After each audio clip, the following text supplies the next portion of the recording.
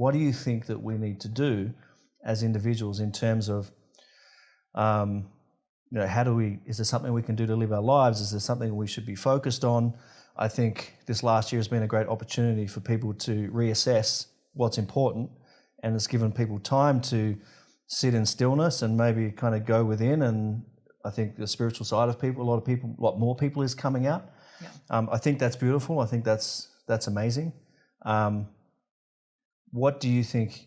Where do you think people's attention and focus should be to, not that we can fix all these things, but I think when there's enough of humanity focused in the right direction, then we can move the needle. Yeah. I mean, look, so 2020 was the best year of my life. And I had a great year too. It, like, hands down, the best year of my life, financially, emotionally, physically, everything. And I know that that's true for a lot of people. And it's difficult to say that when so many people struggled. But look, I truly believe that we've been given a blessing here. As difficult as this has been, we've been given this opportunity to realize that all of the beliefs that we had around what was safe, stable, and secure actually are not. And that the only people we can really depend upon are each other. And it's really important, I believe, that we step into our sovereignty and to a connection with that highest level version of ourselves. So however you see that, your higher self, your divine immortal soul, whatever it is, and then the connection from that highest level version of yourself to whatever you believe is the end all be all, God, source, universe, all that is, whatever you call it, that conscious connection, the cultivation of that connection between higher self and source, that is where I believe everybody needs to be right now. Because I think so many people are like, oh, let's help humanity.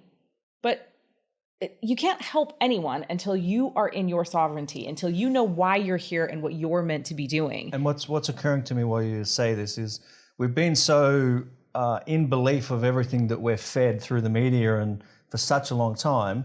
And now finally people are waking up going, oh, maybe it's not a good idea for me to turn on the news. And that is giving that practice that you're talking about, people tuning into their sovereignty and, that spiritual side, is giving people access to understanding that on a very deep level. Yeah. And I think what you're saying too is the thing that I talk about all the time. It's we have to begin to question everything. Yeah. And I mean everything. The things that you've believed always were true simply because everyone in your life has always told you that they were true and that they were facts. Your great-grandparents, your grandparents, your parents, those beliefs that you dig your heels in so deeply to defend, those are the things that we need to begin questioning. Yep. Is this actually true? Is this actually a reality? Is this actually how I need to live my life? And so I truly believe that what we all need to be doing right now is staying in that state of constant curiosity where we're questioning everything and we're making a really, really focused effort to connect with the highest level version of ourselves and find out what is it really actually that we're here to do? What's our purpose? Why are we here?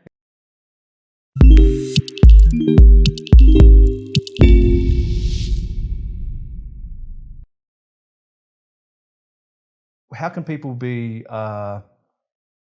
creating more wealth for themselves? And where, we've talked about crypto a little bit, where do you think people should be focusing in terms of their wealth, and what is wealth, and what is wealth in the future, and where should people have their attention? So I think the other reason why I like now investing in crypto is not because I think I'm going to make a killing out of it, because I'm now curious about the industry and I want to have my finger on the pulse a little bit. Yep. So where should people's attention and focus be, and how can they create this wealth for themselves in whatever direction you think that's going to go? Yeah. So I think for me, the first thing I'll say is that, for me, wealth or being wealthy, which is really what I like to focus on a lot, this idea of being wealthy. The word wealthy comes from two words, well and healthy. So to be wealthy means to be well and healthy. And for me, that's in all areas of our lives, right? Financially, yes, absolutely. But in our relationships, physically, spiritually, psychologically.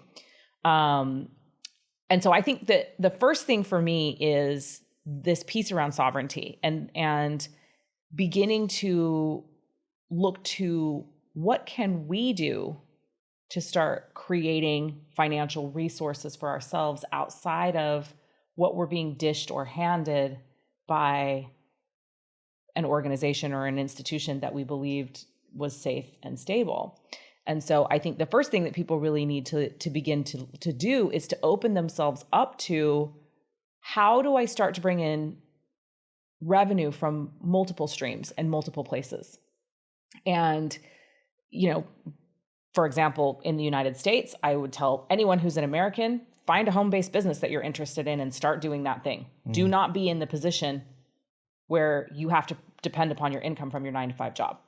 So what is it that you're interested in? What are your hobbies? What do you like to do? How can you go out in the world and make money doing something that you love, that you're not dependent upon somebody else or upon another person? And I mean, I think this is the thing that we've been so programmed and conditioned to believe, that making money is hard. And it's not hard. Making money is actually the easiest thing in the world to do. And so for me, that's the work that I do, is help people deconstruct those beliefs and that programming and conditioning that we've been handed down for generations from our ancestors.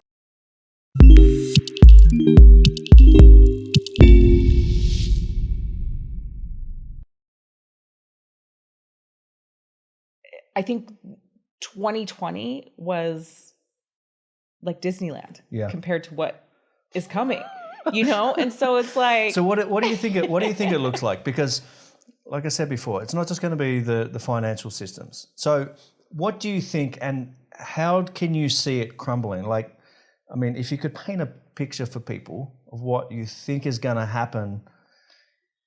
I think we're going to see, and I'm not sure how, like, what this next thing is that happens, like whether we have another virus, or whether we have alien invasion. Well, there's a lot of numbers after 19, so they can do 20, 21, 22, 23. Unendingly, right? So I'm not sure how I feel about that. I actually thought that alien disclosure was going to come by the end of last year, because there was so much that they were positioning things. Every week there was something coming out about, and they did do some disclosure actually in December, but I thought it was going to be on a bigger scale than it actually was. And I think that they realized that the virus momentum was actually still going, and they didn't need to do that, right? Like, so I think that we're going to see another major world event, because I think that this really was a test to see how easy is it to control them.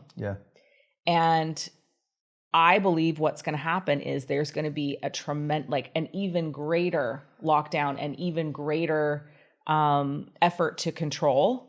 And I think that at that point, there are going to be people on this planet that are like, no. And enough of those people are going to come together that we will actually have a rebellion. We will actually have members of humanity stepping up and leading and saying, no, we're not going to live like this anymore. And we're not willing to allow you to control our money and our food supply and our medicine and dictate to us how we're supposed to live our lives. Do you think that will be isolated to certain countries, or it'll be a global thing? So I think it will start in certain countries, right? Because there are certain countries they're so used to that it would really take a lot to, here in Indonesia, for example, I feel like, it's not as,